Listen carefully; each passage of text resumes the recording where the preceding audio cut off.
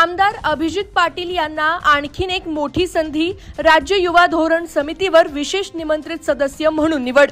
माढा विधानसभा मतदारसंघाचे आमदार अभिजित पाटील यांनी आमदार झाल्यापासूनच त्यांच्या कार्यकर्तृत्वाचा ठसा उमटवलाय।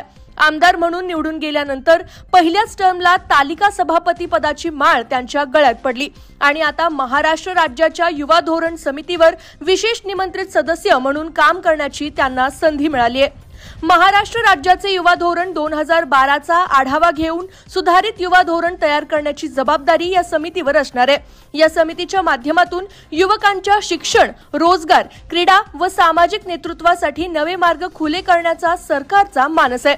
तरुणांसाठी राज्यभर काम करणाऱ्या या महत्त्वाच्या समितीवर आमदार अभिजित पाटील यांची निवड झाली आहे। शासनाने एक शासन निर्णय पारित करून या संदर्भात अधिक माहिती दिली आहे। माढा विधानसभा मतदारसंघाचे आमदार अभिजित पाटील यांच्या सोबतच आमदार अमित गणपत गोरखे व राष्ट्रीय युवा पुरस्कारार्थी श्रीमती विधी सुभाष पळसापुरे यांचीही या समितीमध्ये निवड करण्यात आली आहे। राज्य पातळीच्या एका महत्त्वपूर्ण समितीमध्ये काम करण्याची संधी मिळाल्याबद्दल अभिजित पाटील यांचं मतदारसंघातून कौतुक होतंय।